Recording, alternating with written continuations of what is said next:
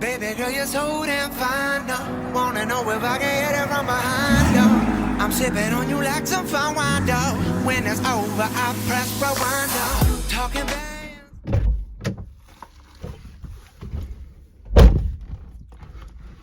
We're back. So, it is 2 days later from the last time y'all saw me. Yes, I did say that we are going to a car meet, and yes, I did go to a car meet, but I did not film because I got there and it was not very impressive, first off. Second off, after probably 2-3 minutes of being there, yeah, the cops showed up and told everybody to go home. So, I didn't think there was anything really worth filming. I didn't even have time to get my camera equipment out of my car. That's how quick it was over. But anyway, I'm in the truck now. Getting ready to go get gas for this, and I'm actually gonna go pick up my jack stands from a buddy's house because we were working on his truck the other day and I left those over there. But I change my own oil in my car every time, and I was realizing the other day, I sat there and thought to myself, I said, well, I've changed my oil by myself in my car at least 3 times, and I normally change my oil every 5,000 miles or so. And normally when you take your vehicle to get the oil changed, you get the tires rotated, as you may or may not know. So, I obviously, being that I changed my own oil, have not rotated my tires. That's mainly due to the fact that until this year, I have not had a jack or jack stands, so didn't know what other way I'd do it, and I wasn't going to take my car someplace just to get the tires rotated. I mean, I know you need to do that, but like I said, did my own oil, and I was like, I'll just get my tires rotated eventually. So now I have my own jack and jack stand, so I'm actually going to rotate my tires. And that is probably what I'm going to do next after I go get my jack stands.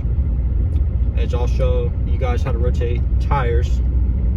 And it's different for every vehicle that you drive. I don't know how it is for all different kinds of vehicles, but in my case, my car is a rear-wheel drive.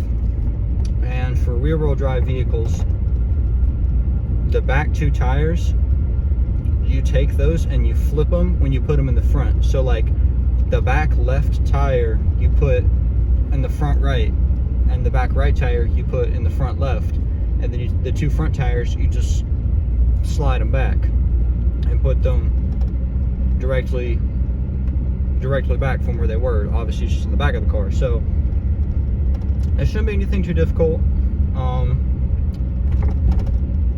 I have 2 jacks and a jack stand, so my plan is to just obviously jack the car up, put 2 jack stands underneath the back, and then have my jack stand itself hoisting the middle of the front to support the weight.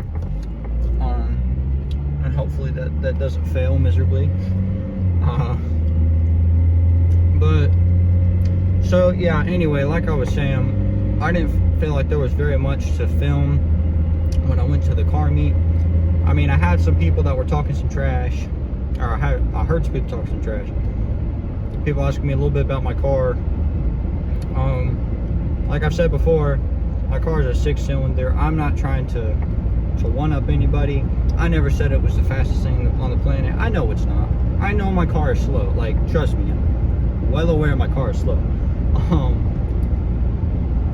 But you know, it all comes in time. So I have a slow car now, but one day I plan to have, what I do really like is the Competition Orange 03 Cobras. That is what I'm looking to get one day. I know by the time I can afford those, they're probably going to be pretty old, because they're already old now, but I like them. I like the color and the concept. Not to mention, to the best of my knowledge, they don't make technical Cobras anymore. Like, they make the, you know, the GT500s and the GT350s. which I'm pretty sure still have the Cobra emblem. I mean, if any of y'all know more about this than me, feel free to give me the knowledge in the comments. But from what I know, they went away from the whole Cobra thing, and it still has the emblem, but that's about it. Like with the early 2000s Mustang Cobras, you know, had the SVT Cobras, like, you know, you had the chrome wheels with the Cobra emblem in the middle, had it on the steering wheel, had it as the little grill emblem, and not to mention on the back of the back of the 99 to 04 Mustangs, where it says Mustang, on the Cobras it says Cobra. So and now I'm pretty sure it just has a little snake badge on the side of the car. But yeah, so that's the plan.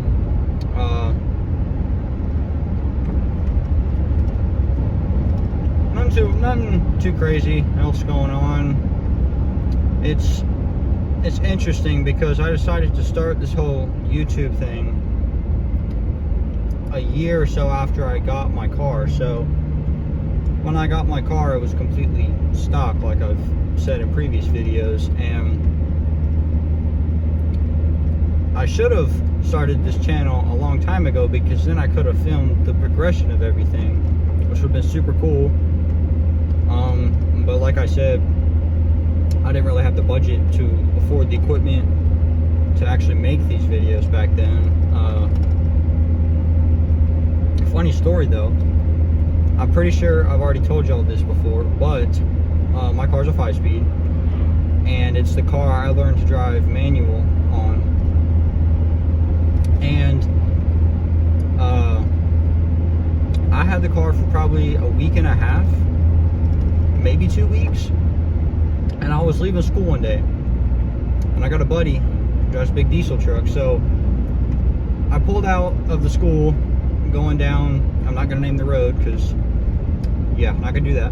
Anyway, going down the road, and he told me to send it. So, you know, I've driven stick for all of 2 weeks, dumping the clutch every time because didn't know what the hell was going on. So I pull out. He's in the lane beside me, and he absolutely books it. Man is gone.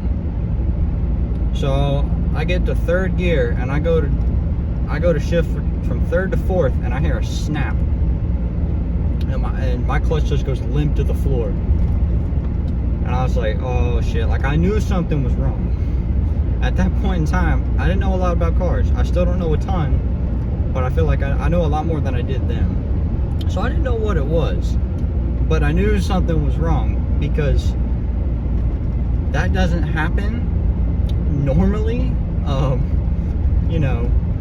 So I had to pull over in this turning lane, and I sat there in the road with my flashers on for probably, shoot, I don't know, an hour.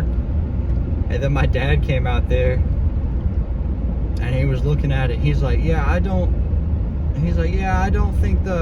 we're gonna need to get this towed back to the house. And I was like, oh shit. And I've learned now, I didn't know this at the time of the incident, but you know, if your clutch ever goes out when you're driving, I mean, you can slam it, you can slam a gear, and you can make it home. It's gonna smell pretty bad, because the clutch, I mean, you're gonna smell that, and it's gonna be terrible. It's definitely not gonna be good for the car, and you'll be going slow as hell. But I mean, you can get there if you absolutely need to. But like I said at the time, I didn't know that, so I'm sitting over here thinking, well shit, I just got this car 2 weeks ago, and now it's broken. Like,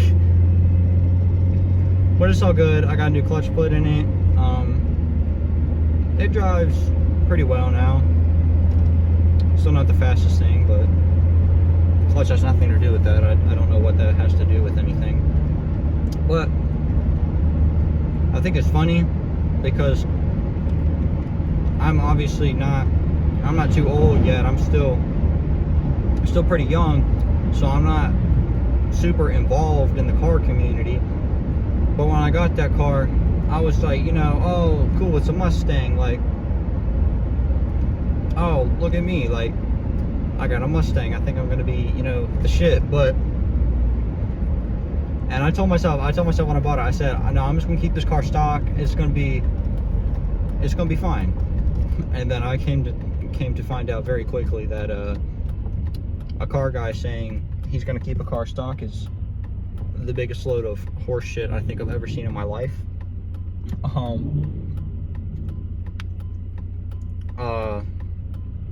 Yeah, that thing didn't stay stock for long. As soon as I put that clutch in it,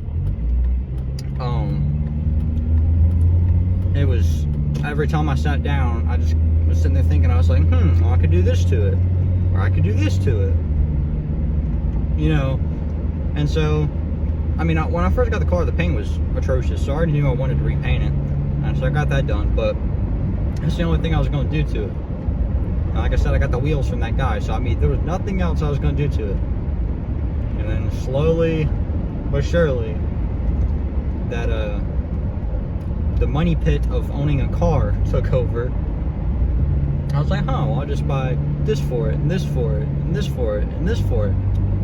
And then before too long, you sit down and you look over everything you bought, and you're like, crap, that added up to be quite a bit of money. I don't know, it just fascinates me. But like I said, I'm going to get the jack stands now.